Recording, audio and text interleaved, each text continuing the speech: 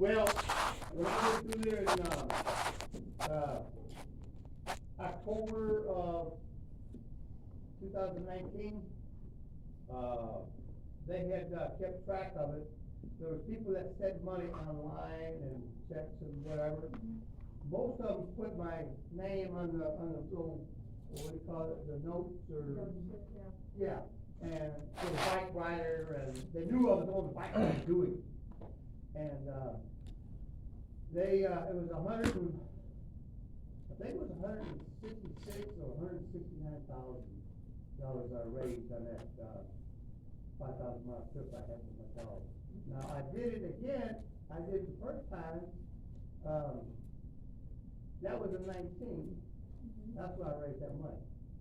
But, I'm retired, so everything I have, I bought and worked and this and that to make this trip possible.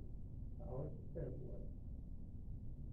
God has been good to me. Happy to hear your story. $160,000 on 5,000-mile trip. That's how he served. That's how he chose to serve. What does it mean for us to serve? Do whatever God tells us. To do God's will. And to do God's will. How we serve, you serve how the Lord has put it in your heart. But the main thing is that we serve. Now, I often hear folks say this: I don't know what the Lord has asked of me. I don't know how I might serve. I don't know if I can serve. Now, I'm happy you shared your story. I'm someone who holds stories and I share them wherever I go. I'm going to tell folks that I met somebody who served on bicycle. Had rode a bicycle 5,000 miles, raised $160,000, who's 66 years old, and I've been doing this for 10 years. Hey man, thanks. Here's where I'm going. We are here to serve. I'm going to speak on Paul just for a short time, some things that Paul said as we serve, how we should be while we serve. I heard him say at the end of the war, he was hoping to serve, but he didn't get to. He said, well, at that time, all they were accepting in was just certain folks. So he feels as if he wasn't handled the way he should have been handled. And here's where I'm going to use that. And class, as I worked back here this morning, that was what we spoke upon, how we have been handled. And in turn, what we don't want, here's what we don't want to happen, how we have been handled. We don't want to move that forward. What we want to learn from how we have been handled and treat folks the way we wish we would have been handled. I'm going to say again, oftentimes in life it's not fair how we've been handled. But here's what we don't want to happen, because I see folks who weren't handled right, and in turn, what do? Go and treat someone else the same way. So who have we helped? Haven't helped any at all. But here's what can happen if we'll learn from what happened with us. And if we'll watch how we handle folks, it's going to make all the difference in the world. Now I'm going to just bring up the three things on Paul. All of us know Paul's story, right? All of us know Paul. At first he was Saul, and then later he became Paul. But I read some things last night on Paul. But here's where I'm going. I want to think about love. What is the purpose of our love? Take a moment. What's the To bring other people to Him. Yeah, and Love one another like we want to be loved. yeah. That's a commandment. Yeah. I'm going to stop for just a second, and I'm going to use what he said. That's pretty powerful. We should love somebody else how we so choose to be loved. And he's absolutely right. If we would do that one thing, it would change the entire world. If we would stop and think before we handle folks, before how we treat folks, and say, this is how I want to be handled. I don't want to be done the way I was done, so I'm going to treat them the way I so desire to be handled. Then what is that going to do? It's going to make a huge difference in somebody else's life. If we'll stop and do just that. I'm going to read some things of what Paul said in 1 Timothy in verse 1 and 5. Hey, before I start, I want to let you know I stutter. I too have a story. I stutter. For years, I knew I should preach, but I wouldn't try. Why? Because it hung. The words would hang, and I thought for years I couldn't. But here's what happened in my life. The Lord, He hopped on me. He shook me. He got all over me, and some things happened, and I knew it was time, so now I try to. All we can do is try. Here's where I'm going to start to reading in 1 Timothy 1 and 5. It says the purpose of the commandment is love from a pure heart, from a good conscience, and from a sincere faith. From a pure heart. If we'll look to our hearts first, how do I want to be treated before I treat somebody else? If we think of ourselves first, it clears the things up real quick for us. If we'll just stop and think, how do I want somebody to treat me?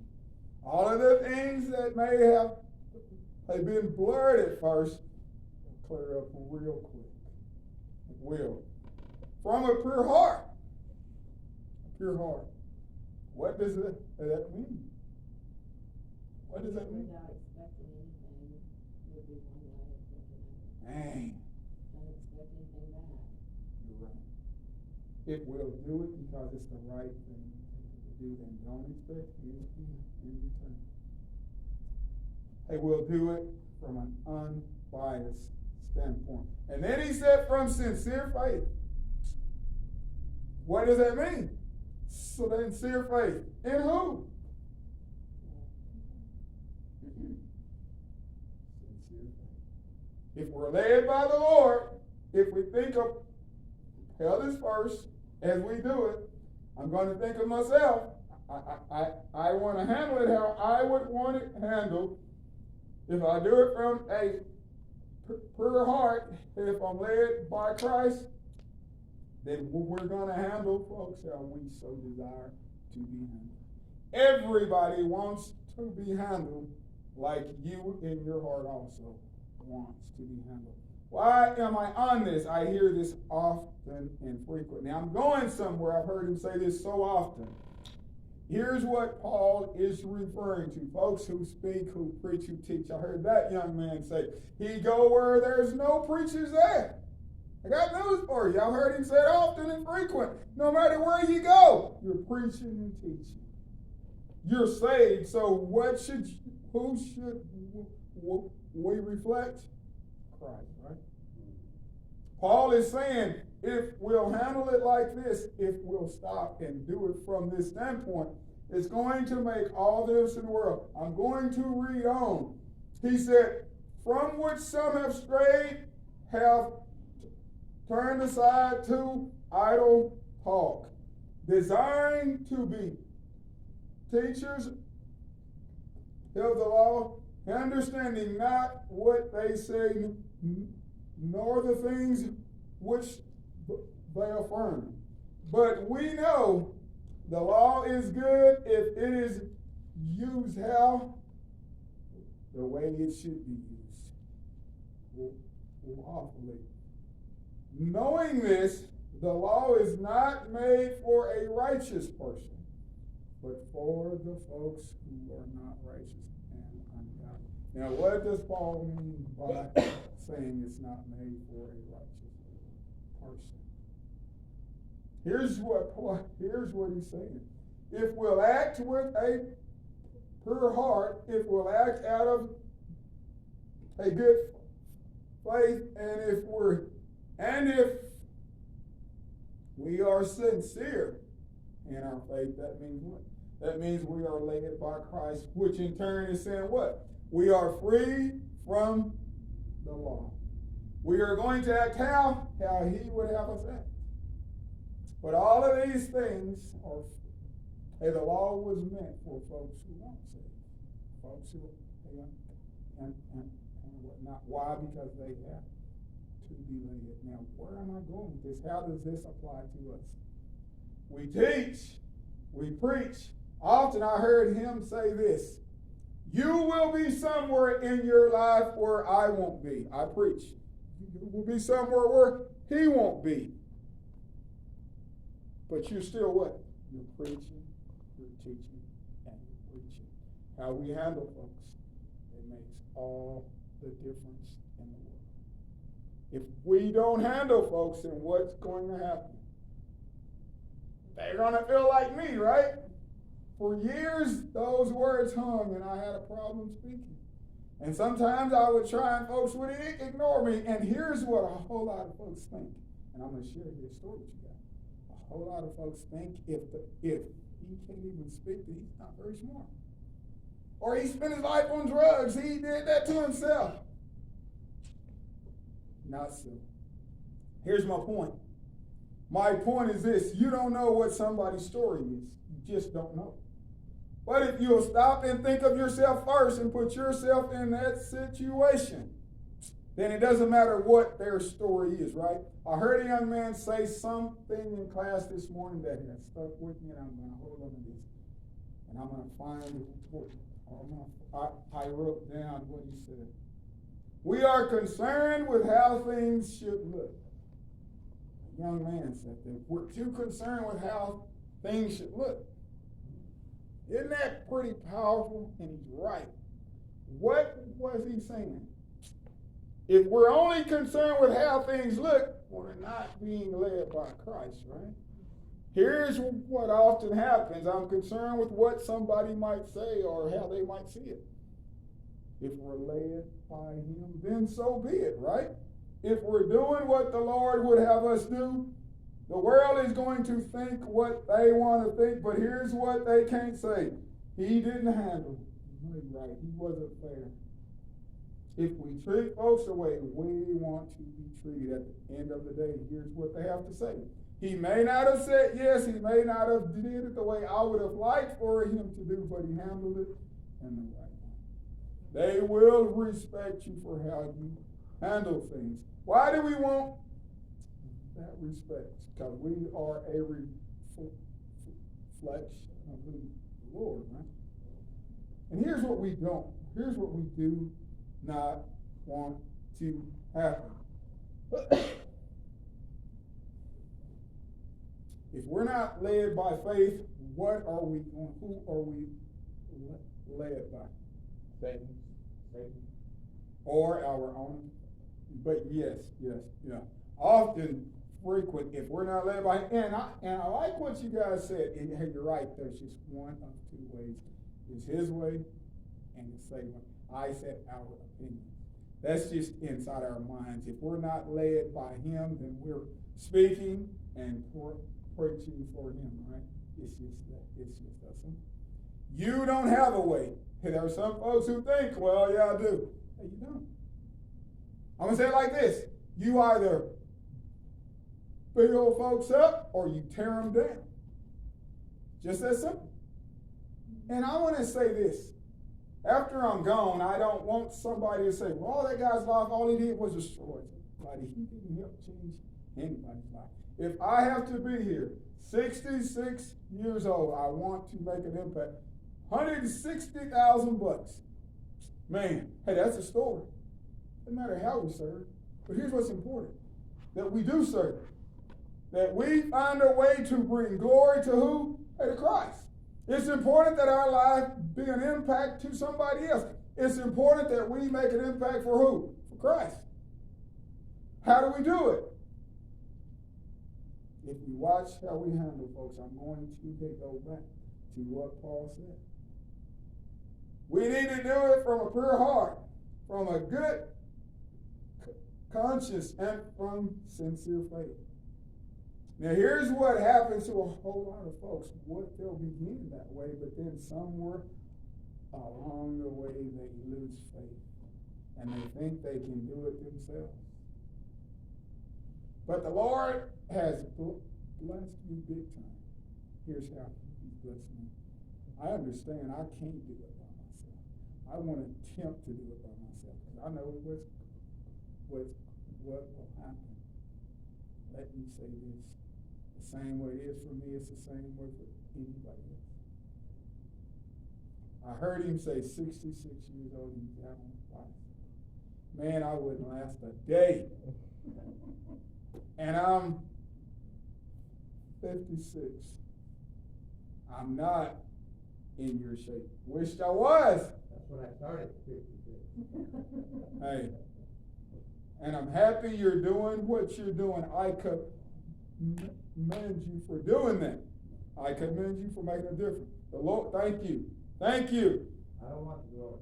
Thank you. It is to whom He that will strengthen me. And I like what He said. If we will just do what He said, if we will point folks to Christ and understand just what He said, it's not about us. It's about who? The Lord. We are here to help lead people to Christ. We are here to serve who? Christ. We're here to serve God. And here's how we should do it. From a sincere faith, from a pure heart, and from a good conscience. And I like what he said, and I'm going to say this. He has proved this point. It doesn't matter what you're doing, you can make a big impact. Huge impact. I didn't know what his story was as I walked in and seen that bike. Guys, guess what? I wanted to hear the story. I said, whose bike is this? I wanted to hear the story. Well, guys, I'm going to say this. The world wants to hear our story if we'll stop and share. Everybody has a story. As we go forward this week, that's all I have for you guys. I'm happy you are here. As we go forward, I want you to keep him in prayer and in mind and understand. You can make a difference. We are here to make an impact. If what? If we're led by Christ. And never let anyone make you feel as if what you're doing is insignificant. Because it's not. Why? Because we're doing what we're doing for Christ. If in your life you help save just one somebody, then you've made a huge difference. Hey, if in all my life I can help lead one somebody to Christ, then my life has been a success. And the same thing with you. Now here's where I'm going. As I say, help lead somebody to Christ, I can't say. I don't have a helmet for anybody to go to.